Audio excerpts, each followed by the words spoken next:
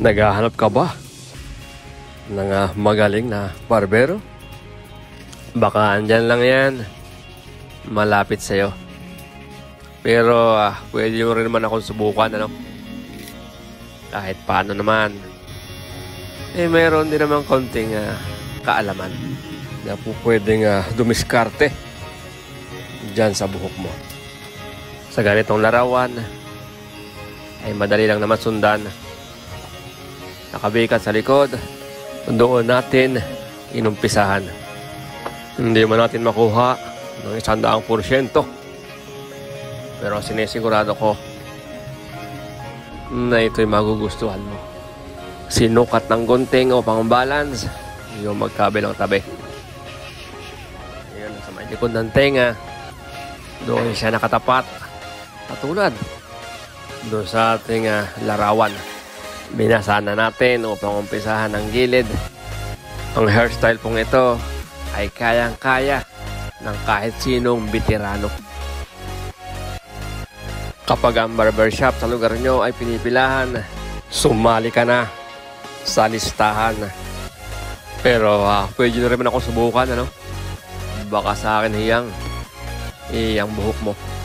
Ang amin pong location, Sitio MCDC, Barangay Canlubang, Calambas City, Laguna. Halos katapatan po ng Cebuana Luler.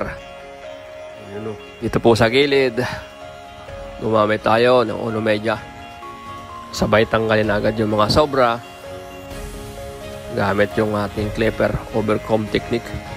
Ang paghagod ay magaan lamang na halos hindi lumapat sa kanyang balat. Ano po? Kunting linis na lang po yan at pangitang-pangita na yung makisig na resulta.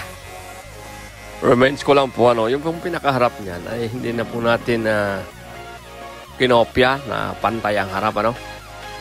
Sa ibabaw naman po ay kaunti lamang yung ating binawas dyan. Yun, sabay nilinis pa ng labahan, no?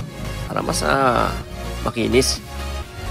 Ayun, syempre sa likod po yung karagdagang guhit, yun yung magpapakompleto sa kanyang gustuhan na po.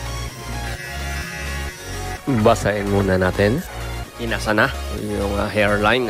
And then palinawin pa ng ating labaha. Ang pagbabawas ko naman po sa ibabaw ay nakadepende rin sa ating mga kliyente, ano? Pwedeng kaunti lang, pwede rin pong sagad.